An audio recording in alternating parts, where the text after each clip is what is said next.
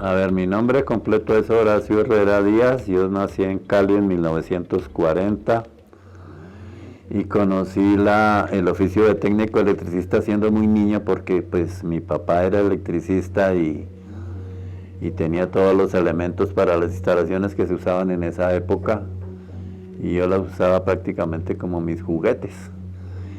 Entonces yo conocí eso y también fui viendo cómo era el que desarrollaban los trabajos de esas instalaciones que hacían en esa época, que eran sobrepuestas.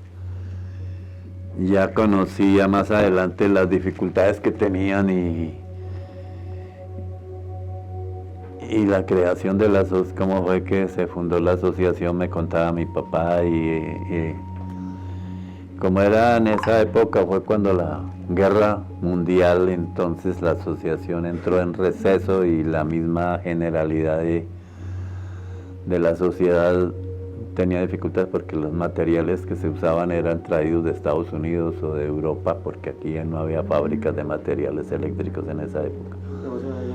Entonces ahí yo vi que tuvieron que usar recursos casi que improvisados para hacer las instalaciones bajo la calidad. Ya se terminó eso y entonces se resurgió, pero sobrevino aquí en Colombia lo que se llamó el Bogotazo el 9 de abril del 48. Entonces en ese momento la asociación, que había sido fundada en 1935, entró en receso. La asociación se llamaba Asociación de Electricistas de Bogotá. Y algunos electricistas, entre ellos, por ejemplo, los hermanos de mi papá, que eran contratistas de cierto nivel importante, y otros, decidieron que no podían seguir así sin tener una credencial que los avalara como buenos electricistas, y fundaron otra asociación que se llamó Asociación Colombiana de Técnicos Electricistas, ACTE. Por ahí ahora hay otra, pero esa es diferente. Entonces ellos le dieron el carácter de nacional al ponerle Asociación Colombiana y la palabra técnicos, pero eso de técnicos era autonombrados, porque no había una institución que expidiera certificados técnicos. Y los que enseñaban la electricidad eran pues europeos y algunos americanos, eran los que hacían las obras importantes en las ciudades. Y los electricistas colombianos acá pues no eran de todo ese nivel, y hay unos que se destacaban más y decían que eran los técnicos, porque la asociación nuestra se llamaba era Asociación de Electricistas de Bogotá, simplemente. Y más adelante decidieron también a motu propio que ahí también habían personas técnicas.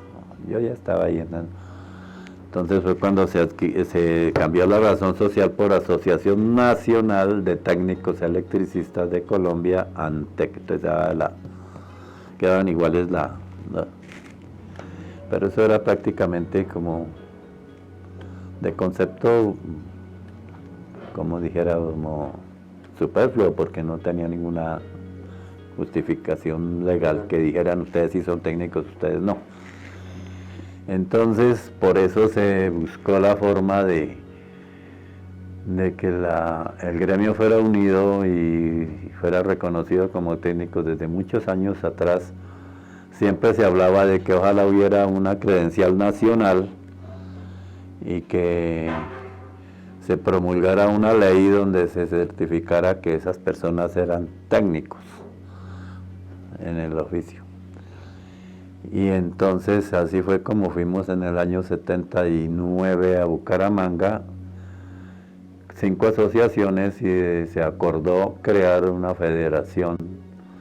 En ese momento se pensó que iba a ser como rápido la expedición de la personería jurídica, y la verdad fue que nos encontramos con muchas dificultades y tocó trabajar para poder conseguir el número que se requería para que expidieran la personería jurídica.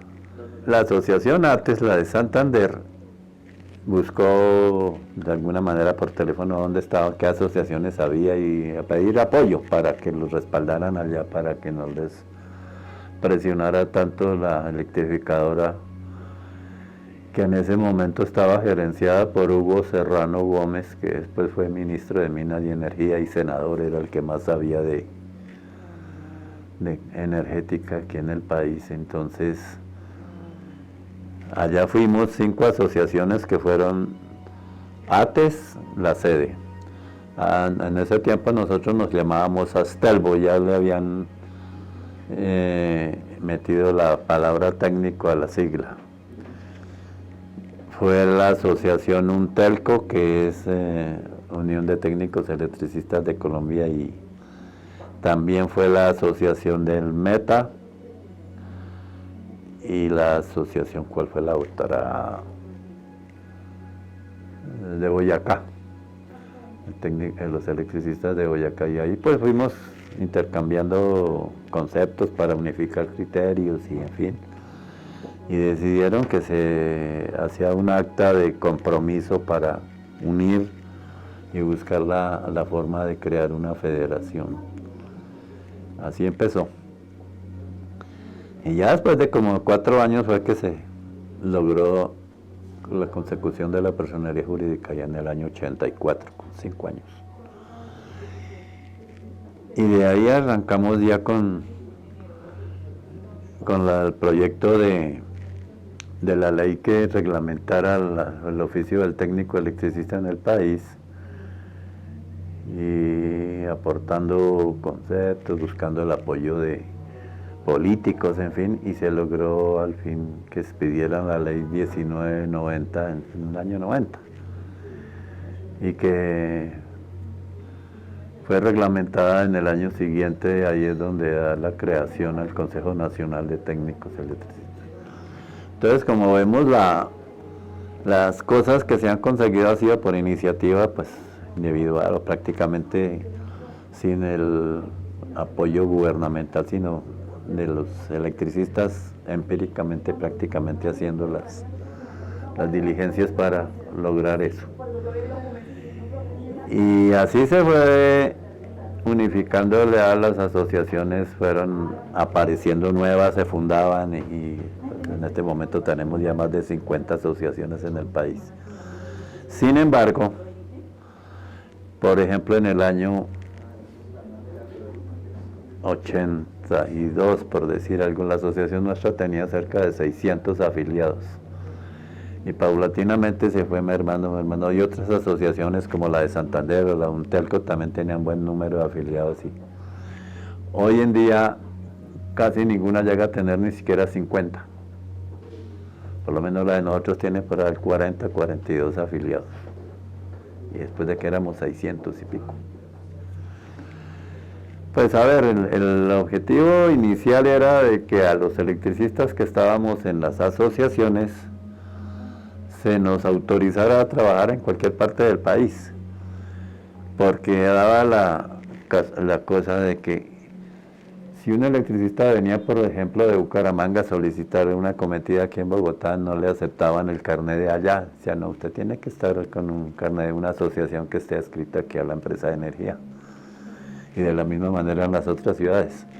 Entonces, esas 5 asociaciones iniciales, hicimos un pacto de acuerdo para respaldar a los electricistas en las otras ciudades. Entonces, por medio de una carta dirigida a las empresas electrificadoras, entonces a la asociación correspondiente le dirigía ya al jefe de instalaciones o al gerente de la electrificadora, quien fuera, una comunicación donde decía: el señor fulano de tal, que tiene su sede en Bucaramanga y que pertenece a la asociación ATES, por decir algo, es una persona idónea y tiene las mismas cualidades que un electricista de acá, por lo tanto les rogamos que le gestionen y le aprueben sus trabajos en así. Y así era, intercambiábamos cartas y apoyos en diferentes. Entonces poco a poco se fueron afiliando las otras asociaciones, y ya cuando se logró la personería, entonces fue cuando se dijo: bueno, pues pidamos un carnet único para los electricistas agremiados. Entonces esas discusiones fueron bastante intensas, porque había criterios de que el carnet ese debiera de ser únicamente para los que estaban asociados y no más.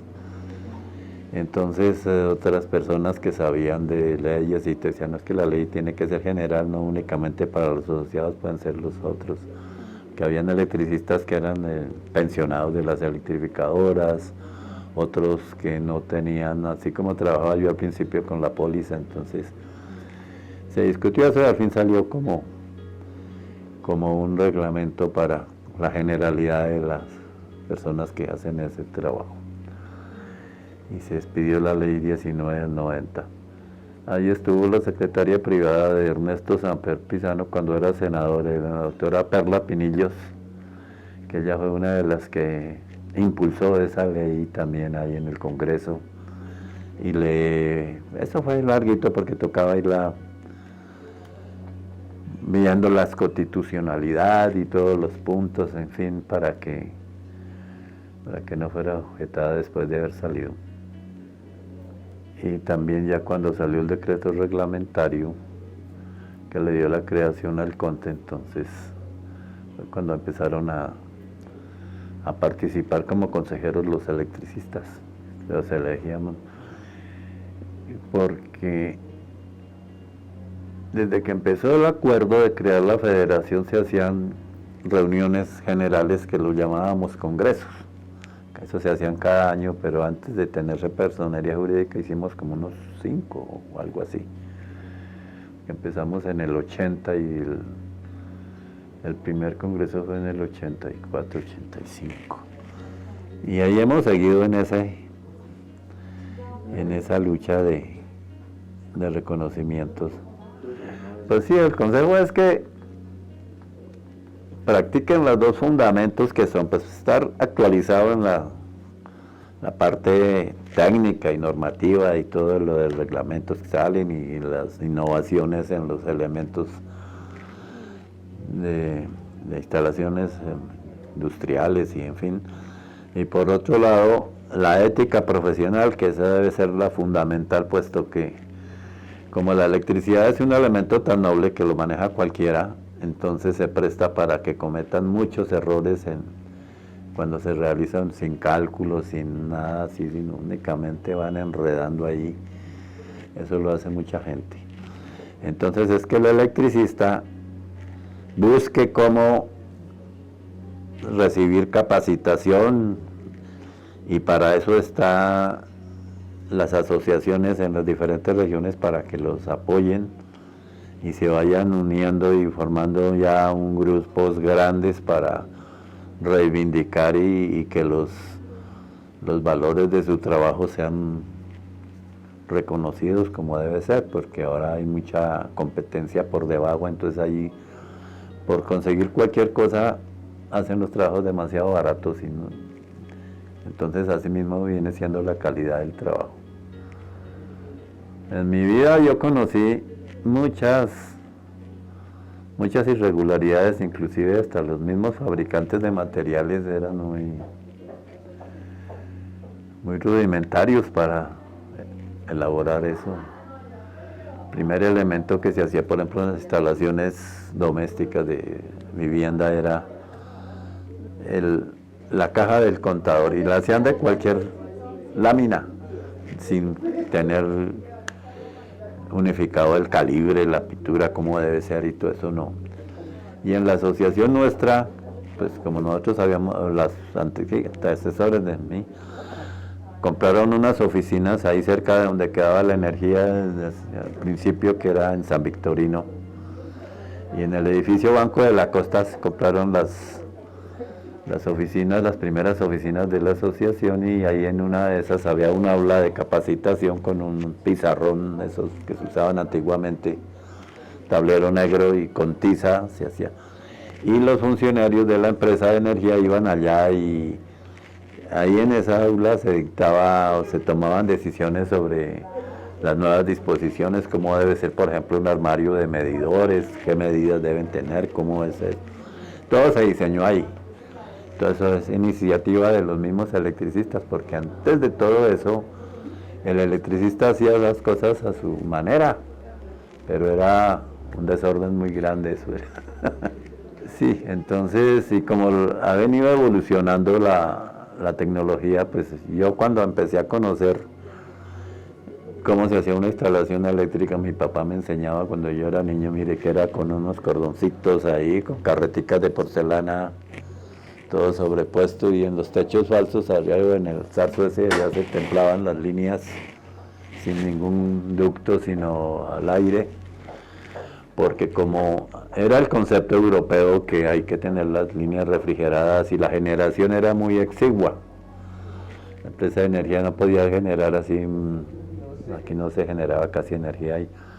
Yo recuerdo, por ejemplo, que una instalación le decían, bueno, a ustedes se le asignan 200 vatios, puede poner 3 bombillitos de 50 vatios y la tomita para el radio, eso era todo.